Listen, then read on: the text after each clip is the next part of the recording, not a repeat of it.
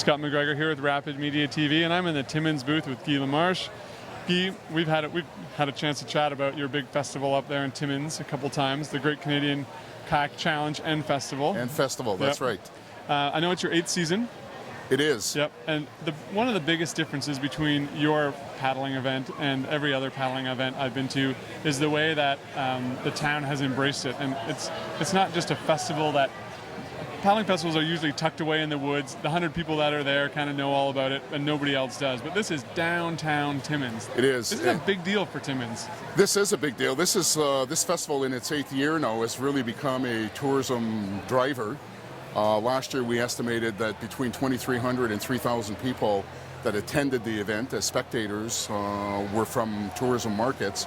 We've put those numbers through the TREM template, the Tourism Regional Economic Development Model that the government gives us. And if you consider the direct, indirect, and induced spending associated with this festival, you're into the millions. Wow, that's amazing. It is, really. And I know that there's lots of, so people are coming from away. I know that you've turned a downtown park into the sort of the festival grounds, and I know that you can camp there at no charge, I believe. That's correct. But you're also only, the festival site is only, I think, 2 blocks or 3 blocks from downtown Timmins, where all the hotels are, the restaurants are. It's amazing. You can actually walk to many of the restaurants. You can actually walk to all of these hotels. The festival is really 3 minutes from City Hall and 2 minutes from my home. So it's very much centrally located. We're very blessed with the fact that we have a significant water resource that goes right through the city. And in fact, this festival came to be as a result of us wanting to draw attention to the Matagami River and the role that it played during our first 100-year celebration. And so it's become an annual event, one that is costing the taxpayers of Timmins nil to none. This has really been one event that has been generously supported by corporate Timmins.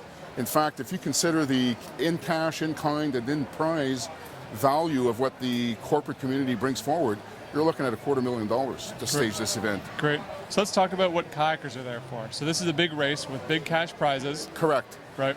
And we tend to think that it's a challenge. We know, though, that some are coming up for the money, the hardware, or both. Others, the bragging rights.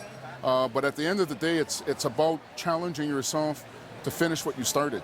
Right. So if Scott McGregor registers for the elite, we expect Scott to finish that challenge. Right. Whether you're paddling for 4 hours with the pros or 10 hours with guys like Guy, the idea is you will finish the challenge.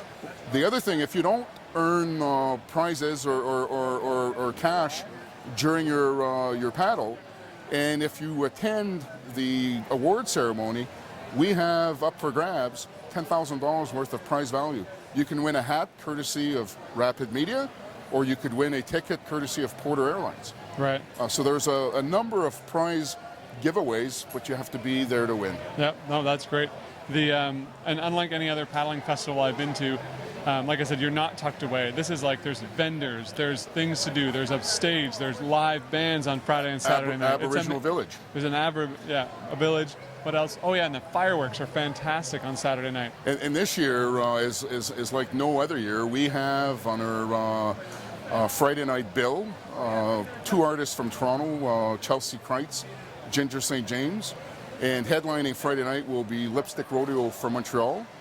Not to be outdone, we've ramped things up for Saturday night, where you're going to see A.K. McLeod, a really talented blues artist, open up for 2 of our headliners, Helix and Honeymoon Suite. And again, there is no admission. This is free. Right. I remember when I was downtown on the Saturday night when I was there, it felt like the entire city of Timmins had put on their dancing shoes and were walking the streets headed toward the festival grounds. It was quite a show. You're right. And the other thing that we've added to the program this year is a first-rate ski and flyboard stunt show on Sunday, 40-minute shows, 3 of them, as well as a dedicated shuttle service that'll bring people from the east and west and north and south to the park. Great. With stops at all of the hotels. So that's a significant contribution by First Student Canada, again costing us absolutely nothing. No, that's great. So that's another example of the corporate commitment that we are seeing in support of this festival. Great. And I know there's pre-race registration at the Great Canadian Kayak Challenge.com, and Correct. you can obviously, the sooner you get on there, the better for you guys and for the participants. But you can register right up until the Thursday before the event. Is that correct? You're absolutely right. Thursday, 4 o'clock is the cutoff, the day before the event starts. Sure. The other thing, let's remember too that we have the very popular guided 5-kilometer family leisure paddle and shore lunch, where participants will paddle up a serene little river 5 kilometers to a staging area where we've virtually set up a restaurant in the wilderness. It's called the Wilderness Cafe, and the participants will be fed walleye, beans, home fries, your typical shore lunch. So you leave as total strangers and you come back as a family. And a well-fed family. Well-fed family. Guy, thank you very much. Thank you, Scott. Good luck with the festival this year. Thanks a lot. Great. Scott McGregor here in the City of Timmins booth at the Outdoor Adventure Show for Rapid Media, hoping you paddle forever.